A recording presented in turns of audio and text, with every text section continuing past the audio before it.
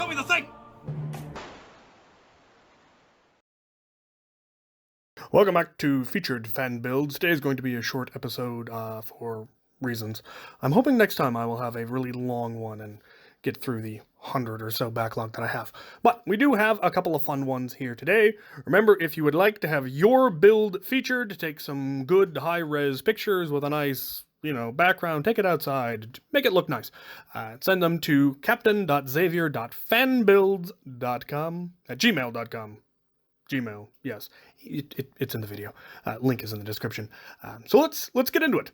This first item comes from Stoic Clown, and this is some of the most magnificent jank that I have ever seen. He refers to this as the jank Sten prototype, and I think it's fantastic. It has pretty much the guts from a Rapid Strike. Rapid Strike flywheel cage and wheels stock, but Michelle 2 motors. It has a Rapid Strike pusher in there. And then, as you can see, it has a worker half-dart conversion kit mounted onto a bit of ABS or PVC pipe. And then you can see where the LiPo plugs in the back there. And then it just has the switches. They appear to be hot glued onto a wood carved stock. There's also apparently a fair amount of JB Weld involved in this, and I think it's absolutely fantastic. A number of people have asked me how you should build a Sten gun, and this would be a way to start. Definitely a prototype, but I love me some good jank, and this is some top quality jank. So well done, Stoic Clown. Up next, we have Captain Fiasco. And he has two builds. The main one here is a Raven, long-barreled Raven, that he has done some very interesting and innovative wiring on. One of the issues that a number of people that have talked to me and that I kind of have run into with the Raven is that there isn't a really good place to put a LiPo battery.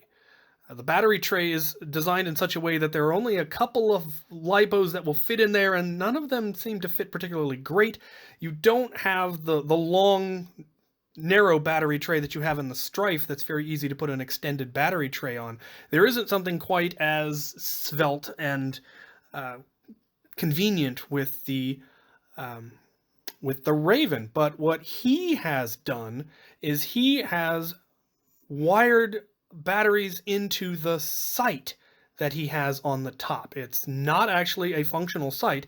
That is an extended battery tray. So he has, in this version, 3 AA's in the original housing, and then an additional 3 AA's in the sight. And they're all wired in parallel, or in series, rather. And so he's getting a 50% boost in voltage, which would work. And I think that's a really innovative way of doing that. He then has a second one with a larger, different shaped sight. And this one, all of the batteries are in the sight, and it holds a pair of 18650 IMRs. 18650s are also a 3.7 volt, so he is getting a boost in voltage, but they are much higher capacity and therefore have higher amperage. So he's able to get the current to run this well that you generally can't get that current out of usual IMRs. Most IMRs tend to be a little bit low on current, and this is a way to get around that using the larger 18650s instead of the 14500s. And again, it's wired into that sight, which means if he had more than one, I believe it's still a rail attachment and just has a socket that the wires connect to. So he could swap that out quickly, or apparently it just opens up on the top and he can easily swap it out. So that is a really interesting way to do the battery housing. I've seen a couple of other options, but I really like this one. And also the paint job is lovely. That rust design that he has on there is really, really pretty. And then the second build was a pump action retaliator, also done up in that rust paint job, very post-apocalyptic, which is what I believe this is meant for. This is meant for a LARP outside of the US, I believe. So don't worry too much about the paint job. I'm sure he's being safe about it. But a really, really well done paint job. It's very post-apocalyptic, and I approve. Up next, we have a build by Dustin that is absolutely magnificent. If you saw my last fan mail, you saw the pirate pistol that I bought from a modder in Poland. I'm definitely going to see if Dustin is willing to make me one of these, because this thing is just also absolutely gorgeous and fantastic. This is a modified knockout, believe it or not. He's built a breech loading rival pirate pistol, and it's just fantastic. It's done with PVC and other materials, a lot of epoxy sculpt. The hammer and the frizzen are sculpted, and the hammer does actually come back and opens the breech.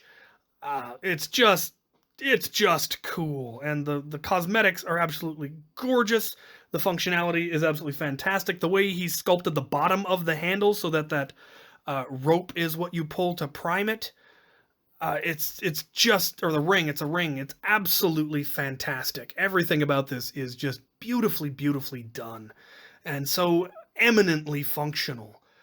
The knockout is such a fantastic blaster to begin with, and so to make something this pretty using it is just one of the coolest builds I have ever seen. It's right up there with the Jolt pistol that I already have. I would love to have a loadout of pirate-looking pistols that are way better than that Busby plastic one that will break if you look at it. Having things that are this powerful and this beautifully designed is definitely something I am willing to throw money at. So I will be in touch with him and we'll see if he's willing. He might not be. It may be one of those, nope, I made one for myself and I shall make no others, or I just don't want to do it again. And that'd be perfectly fine. But if he is willing, I would love to get my hands on one, because that is gorgeous. All right, that is what I have for today. On to the slideshow.